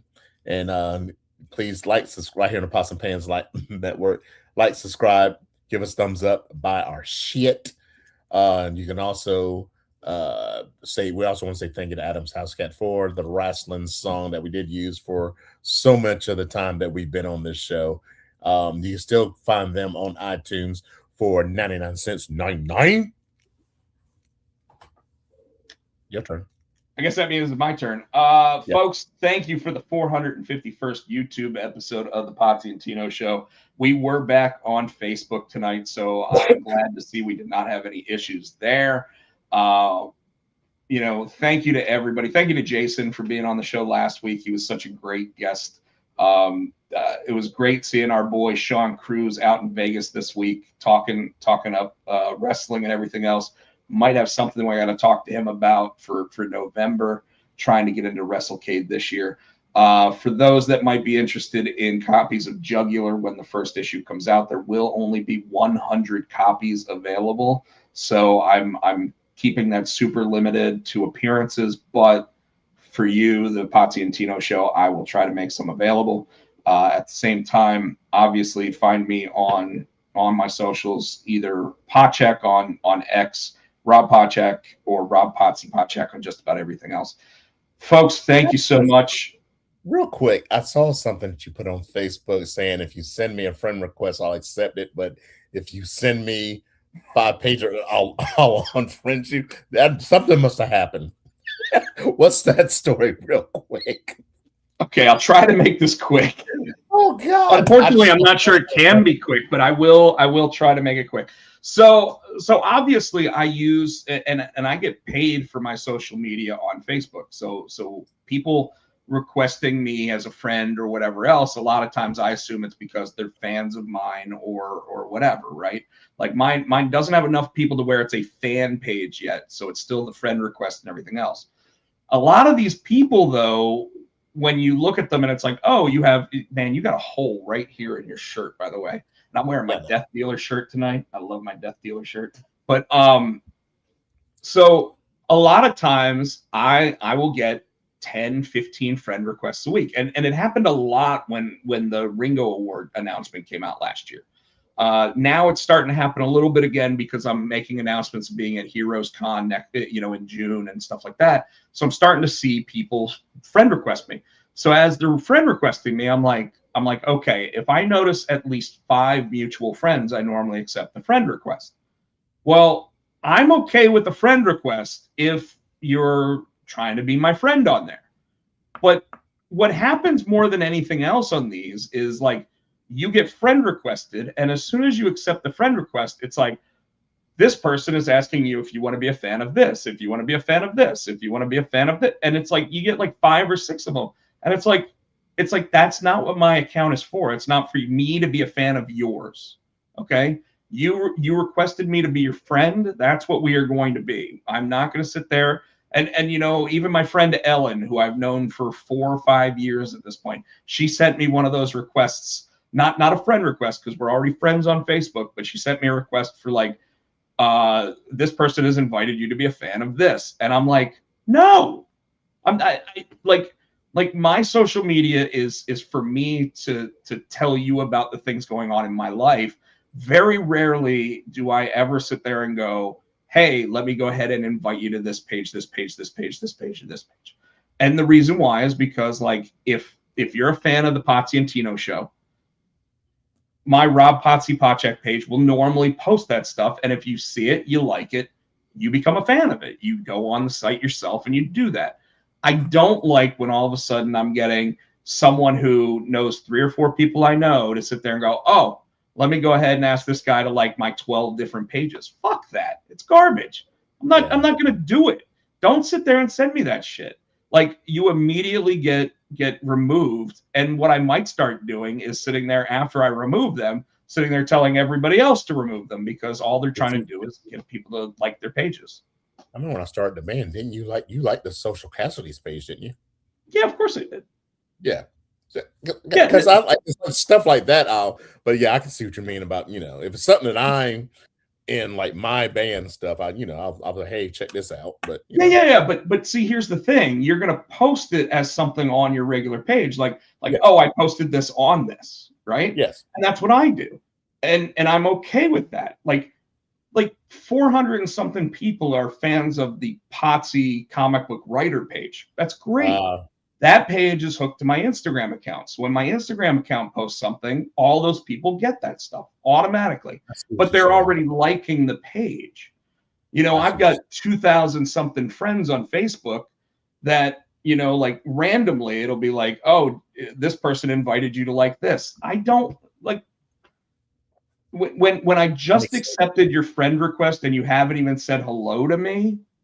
I'm not going to let you sit there and like solicit 9 different pages to me. That's cool. I just saw that and I was like, something happened. I got to hear this. What I thought was funny about that. So someone did friend request me the other day, and then they immediately sent me like 6 of them.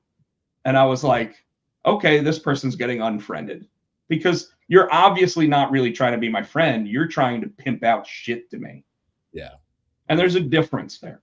Like if Michael were to sit there and say, hey, I've got this toy page. Do you want to be a fan of it? But he messaged me and asked me that, I'd probably say sure, because we've known Michael I've known him for 10 years now, Yeah. But someone sitting there going, hey, I sent you a friend request. And it just says, do you want to accept the friend request? You click yes. And then all of a sudden you get like 6 different invites.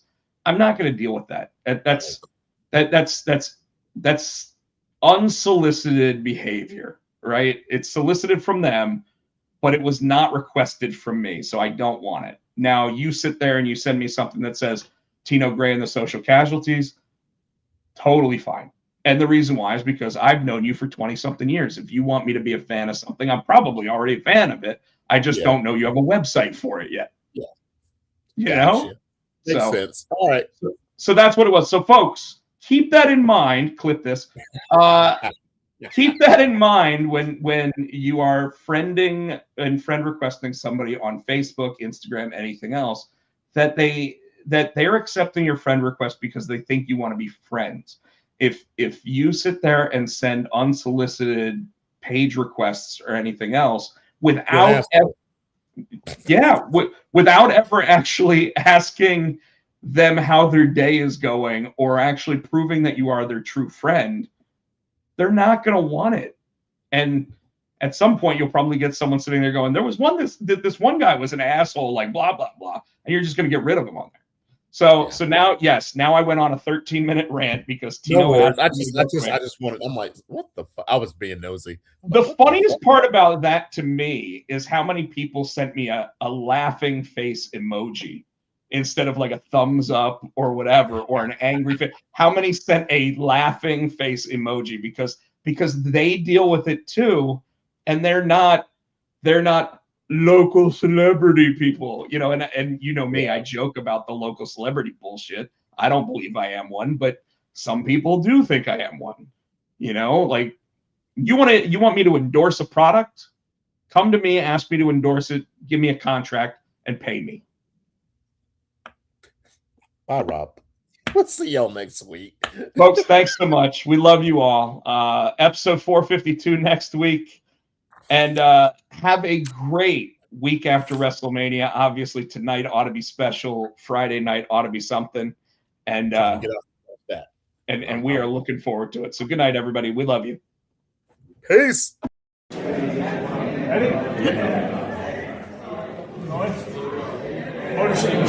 Potsy and Tino. For the Potsy and Tino show. Thanks for watching.